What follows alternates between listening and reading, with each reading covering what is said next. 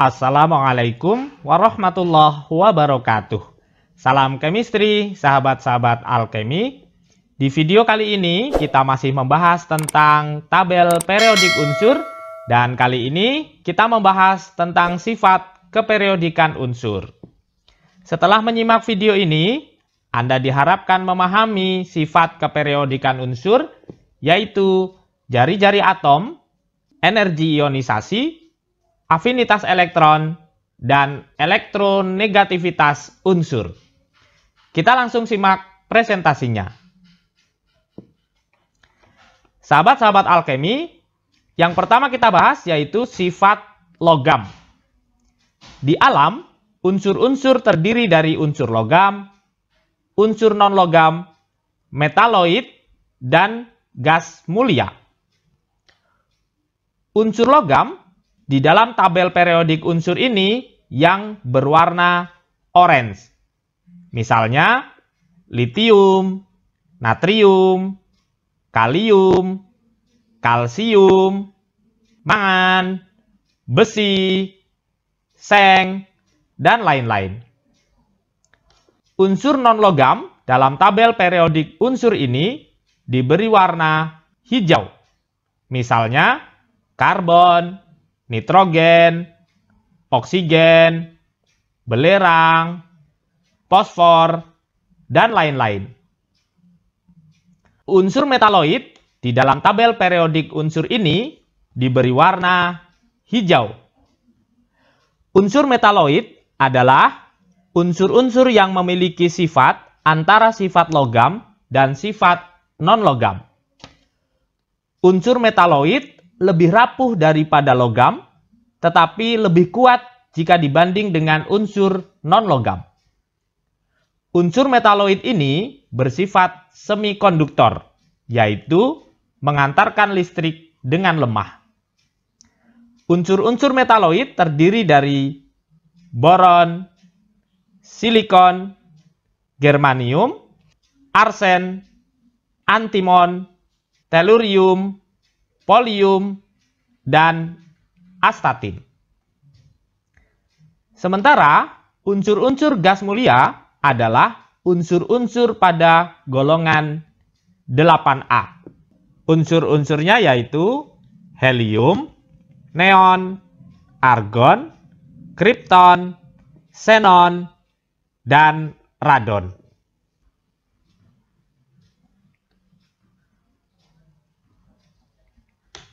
Sifat keperiodikan unsur berikutnya yaitu jari-jari atom.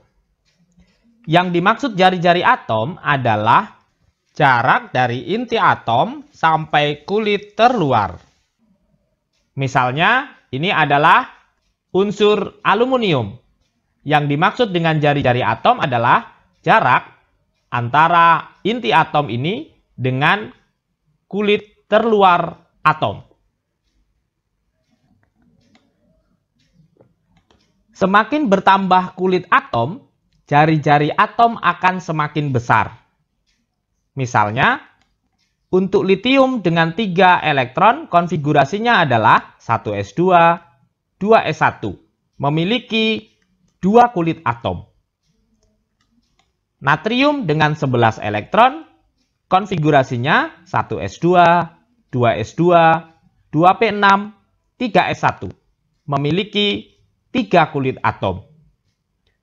Untuk kalium dengan elektron 19, konfigurasinya 1s2, 2s2, 2p6, 3s2, 3p6, 4s1, memiliki 4 kulit atom. Nah, semakin banyak kulit atom, maka jari-jari atom akan semakin besar. Sehingga jari-jari kalium lebih besar daripada natrium, lebih besar daripada litium. Ilustrasinya adalah seperti ini. Litium dengan 2 kulit atom, ukuran jari-jarinya lebih kecil daripada natrium yang memiliki 3 kulit atom. Natrium jari-jarinya lebih kecil daripada kalium yang memiliki 4 kulit atom. Jika kulit atomnya sama, semakin banyak proton, maka jari-jari atom akan semakin kecil. Hal ini karena semakin banyak proton di dalam inti atom, gaya tarik terhadap elektron terluar akan semakin besar yang mengakibatkan elektron akan lebih mendekat ke arah inti atom. Akibatnya, ukuran jari-jari atom akan semakin kecil. Misalnya, nitrogen mempunyai 2 kulit atom. Oksigen juga mempunyai 2 kulit atom. Fluor juga mempunyai 2 kulit atom. Tetapi jumlah proton fluor adalah 9, lebih besar dari jumlah proton oksigen, yaitu hanya 8, dan lebih besar dari jumlah proton nitrogen, yaitu 7. 9 proton pada atom F akan mempunyai gaya tarik terhadap elektron terluar lebih besar dibandingkan oksigen dan nitrogen. Sehingga kulit atom pada fluor akan lebih mengecil dibandingkan oksigen dan nitrogen. Ilustrasinya seperti ini. Elektron pada kulit terluar dari atom nitrogen mendapatkan gaya tarik dari 7 proton. Sedangkan untuk oksigen, elektron terluar mendapatkan gaya tarik dari 8 proton. Dan unsur F, elektron terluar mendapatkan gaya tarik ke arah inti atom dari 9 proton. Maka, gaya tarik inti atom pada atom F dengan jumlah proton 9 lebih besar dibandingkan gaya tarik proton pada oksigen dan nitrogen. Akibatnya, atom fluor ukurannya lebih kecil daripada oksigen, dan oksigen ukurannya lebih kecil daripada nitrogen. Sekali lagi, jika jumlah kulit atomnya sama, maka semakin banyak proton, jari-jari akan semakin kecil. Sahabat-sahabat alkemi, tadi kita membahas contoh litium, natrium, dan kalium. Dalam tabel periodik unsur, litium, natrium, dan kalium itu berada pada golongan yang sama. Dan ternyata jari-jarinya semakin besar karena kulit atomnya semakin banyak. Maka dapat disimpulkan pada golongan yang sama, seiring bertambahnya periode, jari-jari atom semakin besar. Kemudian, kita tadi juga membahas contoh untuk nitrogen, oksigen, dan fluor. Nitrogen, oksigen, dan fluor itu berada pada periode yang sama, yaitu periode 2. Nah, dapat disimpulkan bahwa semakin ke arah kanan, untuk periode yang sama, tabel periodik unsur, jari-jari atom akan semakin kecil. Sahabat-sahabat alkemi, untuk jari-jari kation atau ion positif, itu ukurannya akan selalu lebih kecil dibandingkan jari-jari atom netralnya. Sebagai contoh, natrium konfigurasinya 1s2, 2s2, 2p6, 3s1 mempunyai 3 kulit atom. Jika natrium melepaskan 1 elektron, maka konfigurasi ionnya adalah 1s2, 2s2, 2p6. Hanya memiliki 2 kulit atom karena kulit ketiga yang berisi 1 elektron, elektronnya telah dilepaskan. Nah, ini mengakibatkan ukuran ion positif atau kation selalu lebih kecil dari ukuran atom netralnya karena terjadi pengurangan kulit atau terjadi pengurangan gaya tolak-menolak antar elektron sehingga elektronnya akan tertarik lebih kuat ke arah inti atom. Sementara untuk jari-jari anion atau ion negatif, misalnya jika atom F netral, maka konfigurasinya adalah 1s2, 2s2, 2p5 dengan jumlah elektron terluar adalah 7. Jika menangkap satu elektron menjadi F-, maka elektron pada kulit terluar menjadi 8. Hal ini menyebabkan gaya tolak-menolak antar elektron menjadi lebih besar. Akibatnya, kulit atom akan mengembang atau membesar untuk mengurangi gaya tolak-menolak elektron tersebut. Nah, sehingga ukuran ion negatif atau anion selalu lebih besar dari ukuran atom netralnya. Sekali lagi, hal ini disebabkan karena tambahan elektron akan menyebabkan gaya tolak-menolak antar elektron bertambah, sehingga jari-jari atom akan membesar untuk mengurangi gaya tolakan antar elektron tersebut.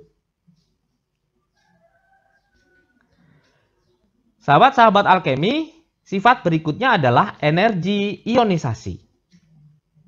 Energi ionisasi adalah energi minimum yang diperlukan oleh suatu atom netral atau ion untuk melepas satu buah elektron terluarnya dalam fase gas.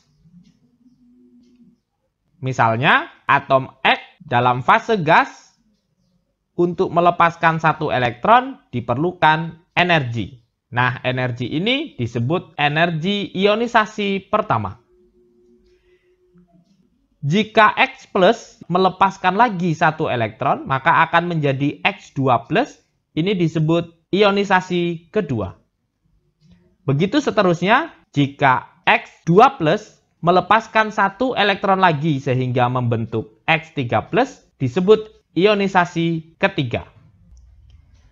Nah, semakin kecil jari-jari atom, energi ionisasi cenderung semakin besar. Hal ini karena semakin kecil jari-jari atom, elektron terluar akan semakin dekat ke inti atom. Sehingga semakin sulit untuk dilepaskan karena mendapatkan tarikan dari proton yang lebih kuat.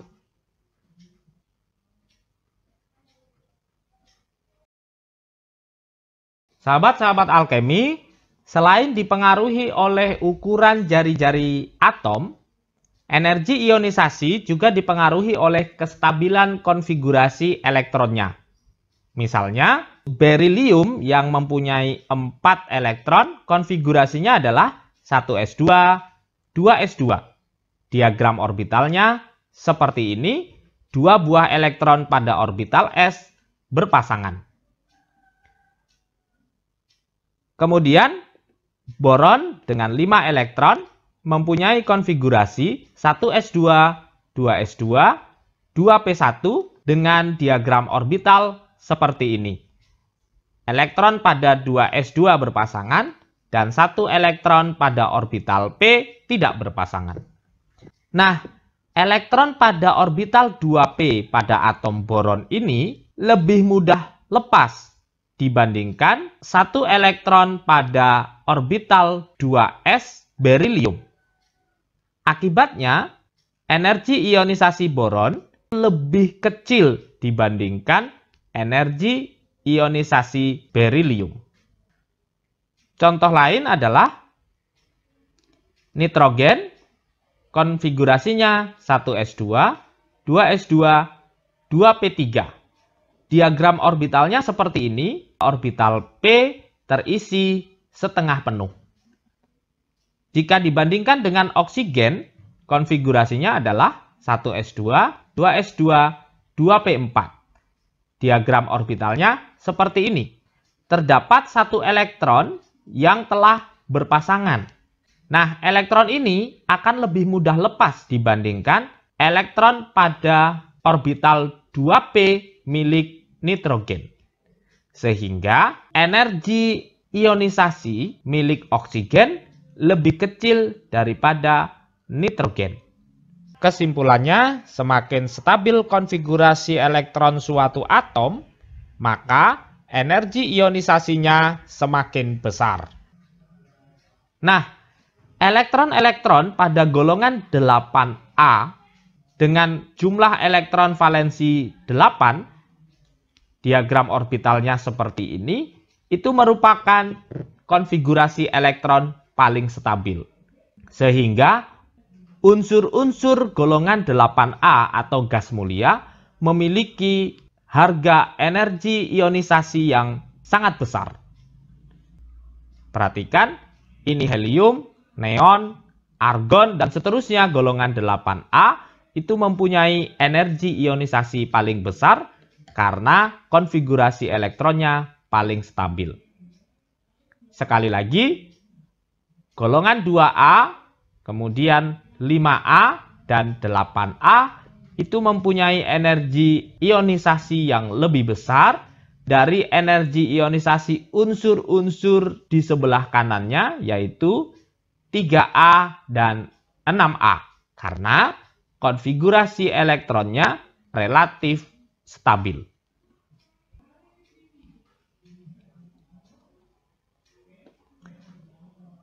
Sifat keperiodikan unsur berikutnya adalah afinitas elektron. Afinitas elektron adalah energi yang dilepaskan atau energi yang diperlukan ketika satu elektron ditambahkan ke dalam atom dalam fase gas. Jadi, afinitas elektron itu kebalikan dari energi ionisasi. Kalau energi ionisasi adalah energi untuk melepaskan elektron, kalau afinitas elektron adalah energi untuk menambahkan elektron. Misalnya, jika atom M ditambah satu elektron menjadi ion M-, ini disebut energi afinitas elektron pertama. Kemudian jika M- ditambahkan lagi satu elektron menjadi ion M2-, maka energi yang dilepaskan atau diperlukan disebut energi afinitas elektron kedua. Nah, untuk menambahkan elektron kedua, ketiga, dan seterusnya itu lebih sulit terjadi dibandingkan jika menambahkan elektron pertama.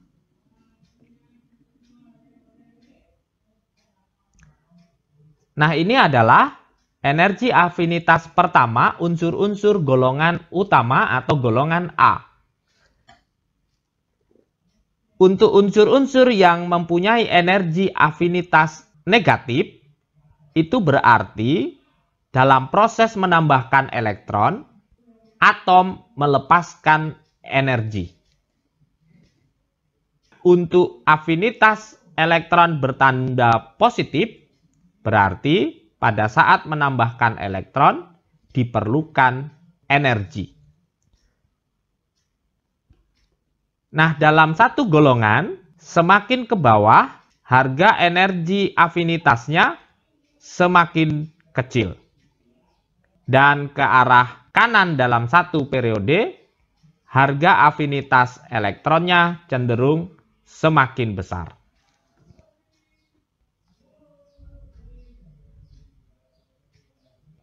Sifat keperiodikan unsur berikutnya adalah elektronegativitas.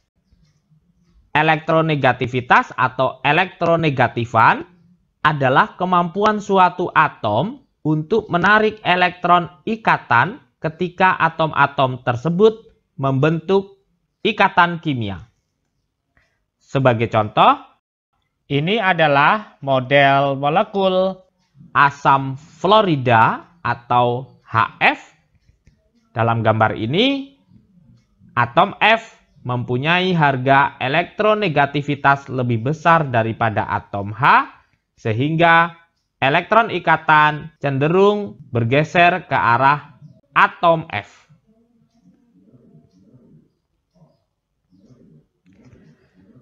Semakin kecil jari-jari atom, harga elektronegativitas semakin besar. Karena semakin kecil jari-jari atom, elektron semakin dekat dengan inti atom, sehingga mendapatkan gaya tarik inti atom atau gaya tarik proton lebih besar. Nah, atom F memiliki harga elektronegativitas terbesar. Nah, dalam tabel periodik unsur, dalam satu golongan, harga elektronegativitas akan semakin kecil seiring bertambahnya periode. Dan dalam satu periode, semakin ke kanan, harga elektronegativitas akan semakin besar seiring semakin kecilnya jari-jari atom. Sekali lagi, semakin kecil jari-jari atom, harga elektronegativitas semakin besar. Sahabat-sahabat alkemi, sebagai kesimpulan sifat keperiodikan unsur, untuk periode yang sama dari kiri ke kanan, jari-jari atom cenderung menurun, sementara energi ionisasi, afinitas elektron, dan elektronegativitas cenderung meningkat. Sementara untuk satu golongan dari atas ke bawah, jari-jari atom cenderung meningkat, sementara energi ionisasi, afinitas elektron, dan elektronegativitas cenderung menurun. Sebagai latihan, coba Anda urutkan atom-atom berikut ini dari ukuran jari-jari atom yang paling kecil. Anda ingat bahwa semakin banyak kulit, jari-jari atom semakin besar, dan jika kulitnya sama, maka semakin banyak proton, jari-jari atom semakin kecil. Yang kedua, untuk atom-atom pada nomor 1 di atas, manakah yang memiliki energi ionisasi terbesar? Anda ingat, semakin kecil jari-jari atom, maka energi ionisasi cenderung semakin besar, karena semakin sulit melepaskan elektronnya. Yang ketiga, urutkan atom-atom berikut ini dari harga elektronegativitas terkecil. Harga elektronegativitas berbanding terbalik dengan jari-jari atom. Jari-jari atom semakin kecil, maka harga elektronegativitas akan semakin besar. Demikian sahabat-sahabat alkemi, pembahasan tentang sifat keperiodikan unsur. Simak berkali-kali video ini supaya Anda menjadi lebih paham, dan jangan lupa tinggalkan like, komen, subscribe, dan share video ini sebanyak-banyaknya. Sampai berjumpa dalam video berikutnya. Salam chemistry. Assalamualaikum warahmatullahi wabarakatuh.